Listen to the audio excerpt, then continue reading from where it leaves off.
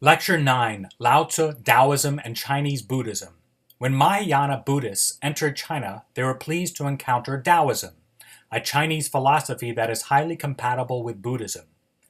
In this lecture, we will first study Daoism apart from Buddhism before seeing how it resembles Buddhism, is different from Buddhism, and in some ways transform Buddhism.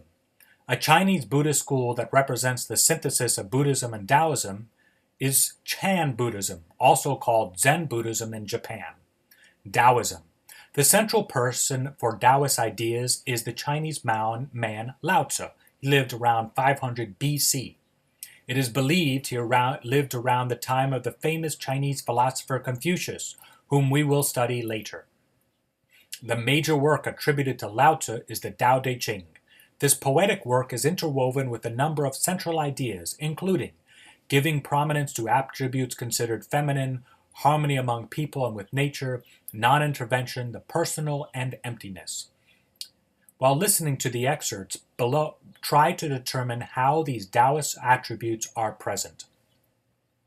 And I quote, "The valley spirit dies not, the same. The female mystery thus do we name. Its gates from which at first they issued forth is called the root from which grew heaven and earth. Long and unbroken does its power remain, used gently and without the touch of pain. Who knows his manhood's strength, yet still his female feebleness maintains. As to one channel flow the many drains, all come to him, yea, all beneath the sky. Thus he the constant excellence retains, the simple child again free from all stains. Who knows how white attracts, yet always keeps himself within black shade, the pattern of humility displayed in view of all beneath the sky. He is the unchanging excellence arrayed, endless return to man's first state has made. There is nothing in the world more soft and weak than water, and yet for attacking things that are firm and strong, there's nothing that can take precedence of it, for there's nothing so effectual for which it can be changed. The female always overcomes the male by her stillness. Stillness may be considered a sort of abasement. Man at his birth is supple and weak, at his death firm and strong. So it is with all things. Trees and plants in their early growth are soft and brittle, at their death dry and withered. Thus it is that firmness and strength are their concomitants of death, softness and weakness the concomitants of life. Hence he who relies on the strength of his forces does not conquer, and a tree which is strong will fill the outstretched arms and thereby invites the feller. Therefore the place of what is firm and strong is below, and that of what is soft and weak is above. Everyone in the world knows that the soft overcomes the hard, and the weak the strong, but no one is able to carry it out in practice." End of quote. In the above just mentioned excerpts, attributes considered feminine are praised and exalted above masculine characteristics. According to Tao Te Ching, the following are feminine qualities: mysterious, gentle, feeble, weak, soft, still, and life-giving. The feminine is also described as like a valley, like the root, the origin of a child, and like water. The Tao Te Ching and Harmony. And I'm going to quote another section. "So it is that existence and non-existence give birth to the one to the other. That difficult and ease produce the one, the other. That length and shortness fashion out the one, the figure of the other. That height and lowness arise from the contrast of the one with the other. That the musical notes and tones become harmonious through the relation of one with another. And that being before and behind give the idea of one following another. Therefore, the sage manages affairs without doing anything. To him by whom this harmony is known, the secret of the unchanging Tao is shown, and in the knowledge wisdom finds its throne. All life-increasing arts to evil turn, where the mind makes vital breath to burn, false is the strength, and o'er it we should mourn." End of quote. An ancient Chinese symbol, dating to the 1300s BC, is the yin-yang symbol. The earliest examples of this symbol are found in the oracle bones referred to in an earlier lecture. According to the oracle bones, yang stands for sunlight or the day, and yin represents darkness or night. In time, yin and yang were defined in reference to a third reality, qi. In Chinese philosophy, qi is the tension or energy caused by yin, feminine, and yang, masculine relationship. According to one translation of the Tao Te Ching, quote, all beings support yin and embrace yang, and the interplay of these two forces fills the universe. Yet only at the still point between the breathing in and breathing out can one capture these two in perfect harmony. End of quote. The interplay is qi. Qi will be out of harmony if the balance between yin and yang is not maintained. And this is what the Tao Te Ching says on non-intervention. The government that seems the most unwise, off goodness to the people best applies. That which is meddling, touching everything, will work but ill and disappointment bring. End of quote. Daoism, as represented in the Tao Te Ching, opposes a strong centralized government that controls a vast amount of territory. Instead, a non-centralized, fairly weak governing structure that allows for the existence of many relatively autonomous farming-based communities is encouraged, as will be evident in the following section. Since small communities that are less developed, like the Amish, require members to rely upon one another, the Taoist emphasis on spontaneity and individualism instead of collectivism and uniformity. This spontaneity and individualism, though, is to be shaped by a small town's personal atmosphere of intimacy. And I'm going to read a quote from the Tao Te Ching on the personal. In a little state with a small population, I would so order it that, though there were individuals with abilities of 10 or 100 men, there should be no employment of them. I would make the people, while looking on death as a grievous thing, yet not remove elsewhere, to avoid it. Though they had boats and carriages, they should have no occasion to ride in them. Though they had buff coats and sharp weapons, they should have no occasion to don or use them. I'd make the people return to the use of knotted cords instead of written characters. They should think their coarse food sweet, their plain clothes beautiful, their poor dwellings places of rest, and their common simple ways sources of enjoyment. There should be a neighboring state with sight, and the voices of the fowls and dogs should be heard all the way from it to us, but I would make the people too old age even to death not to have any intercourse with it. End of quote. The Tao and emptiness. And I'm going to read now a quote on emptiness. The Tao that can be trodden is not the enduring and unchanging Tao. The name that can be named is not the enduring and unchanging name. Conceived as having no name, it is the originator of heaven and earth. Conceived of as having a name, it is the mother of all things. Always without desire we must be found. If its deep mystery we would sound. But if desire always within us be, its outer fringe is all that we shall see. Under these two aspects, it is really the same, but as development takes place, it receives the different names. Together we call them the mystery. Where the mystery is the deepest, is the gate of all that is subtle and wonderful. So it is that existence and non-existence give birth to one, to the idea of the other, that difficulty and ease produce the one, the idea of the other, that length and shortness fashion out the one, the figure of the other, that the ideas of height and lowness arise from the contrast of one with the other, that musical notes and tones become harmonious through the relation of one with another, and that being before and behind give the idea of one following another. Therefore the sage manages affairs without doing anything, and conveys his instructions without the use of speech. Not to value and employ men of superior ability is the way to keep the people from rivalry among themselves. Not to prize articles which are difficult to procure is the way to keep them from becoming thieves. Not to show them what is likely to excite their desires is the way to keep their minds from disorder. Therefore the sage in the exercise of his government empties their minds, fills their bellies, weakens their wills, and strengthens their bones. He constantly tries to keep them without knowledge and without desire. And where there are those who have knowledge, to keep them presuming to act on it. When there is this abstinence from action, good order is universal. The Tao is like the emptiness of a vessel, and in our employment of it we must be on our guard against all fullness.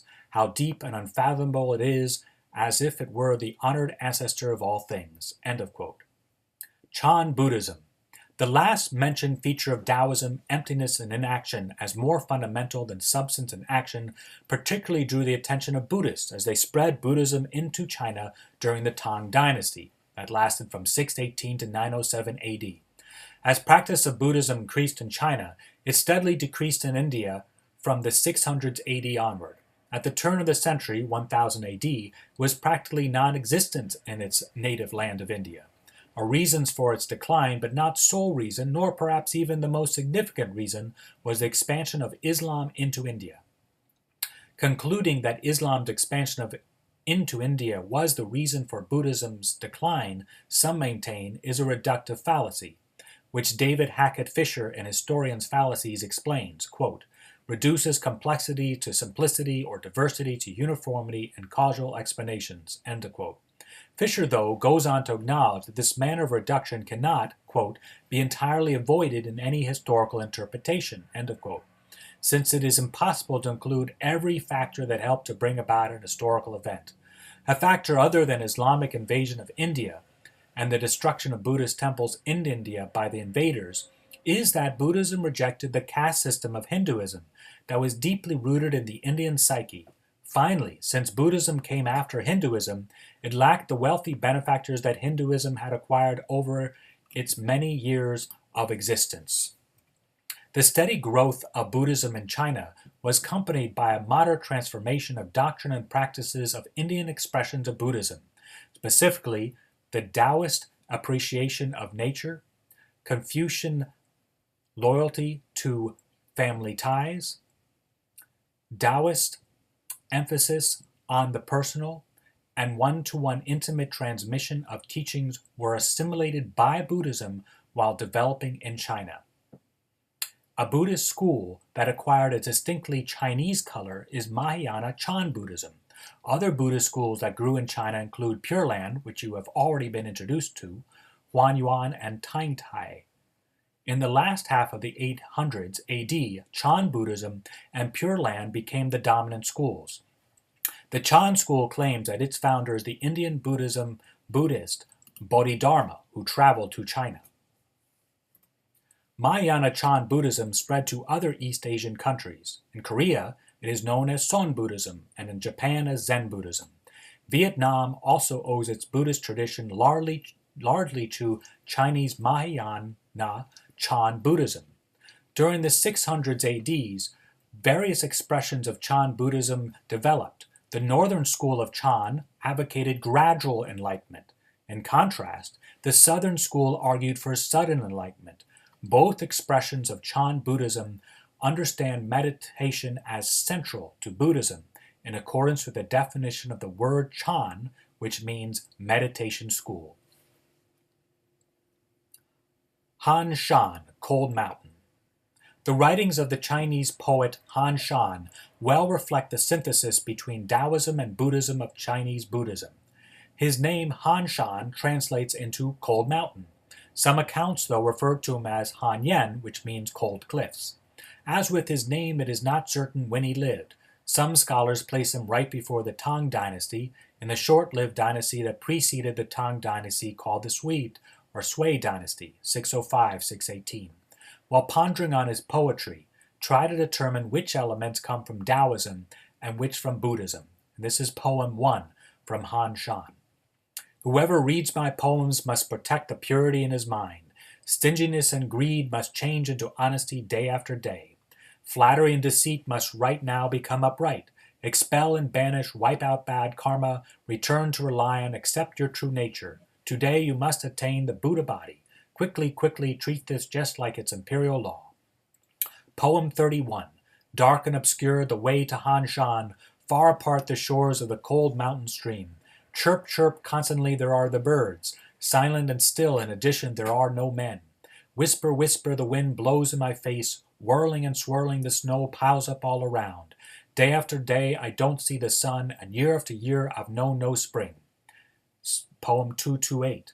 In person, I see the top of Tiantai, alone in its height standing above the common crowd. Swayed by the wind, pines and bamboo sight in harmony. When the moon shines, the ocean and tides incessantly roll.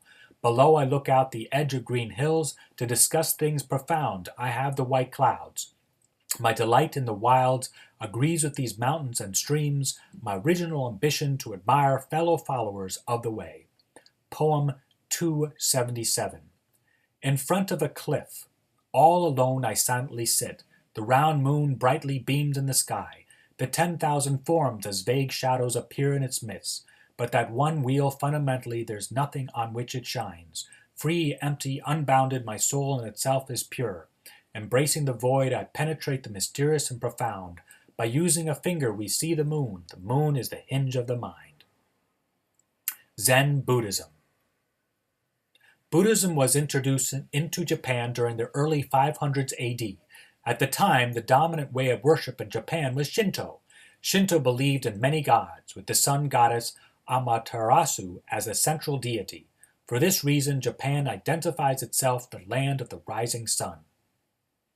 After a brief period of tension between Shinto and Buddhism, the Japanese Prince Shotoku, lived from 573 to 621, affirmed Buddhism as a religion compatible with Shinto.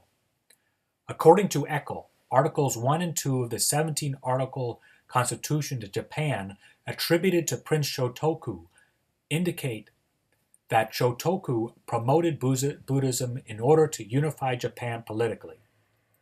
And this, in your transcript, is provided Article 2 of the 17-article Constitution to Japan.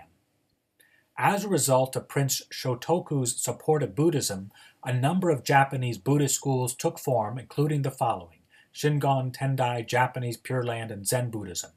Since Zen Buddhism is so well known, we will focus on this popular school, which is the Japanese version of the Mahayana Chinese Shan school. A principal proponent of Zen Buddhism was Dogen. He lived from 1200 to 1253. Dogen made the practice of meditation even more central in Zen. Dogen also encouraged Zen Buddhism to fully embrace the doctrine of emptiness from Mahayana Buddhism that the Buddhist Indian Mahayana philosopher Nagarjuna brought to the fore. And I will read a teaching of Dogen in which he stresses the importance of meditating in order to achieve emptiness. This is what he says: to study the Buddha way is to study the self. To study the self is to forget the self. To forget the self is to be actualized by myriad things. When actualized by myriad things, your body and mind, as well as the bodies and minds of others, drop away. No trace of realization remains, and this no trace continues endlessly. When you first seek Dharma, you imagine you are far away from its environs, but Dharma is already correctly transmitted. You are immediately your original self. When you ride in a boat and watch the shore, you might assume that the shore is moving. But when you keep your eyes closely on the boat, you can see that the boat moves. Similarly, if you examine myriad things with a confused body and mind, you might suppose that your mind and nature are permanent. When you practice intimately and return to where you are, it will be clear that nothing at all has unchanging self. End of quote. Zen Buddhism, with its emphasis on nothingness, brings out with great clarity a central difference between Buddhism and Judeo-Christian beliefs.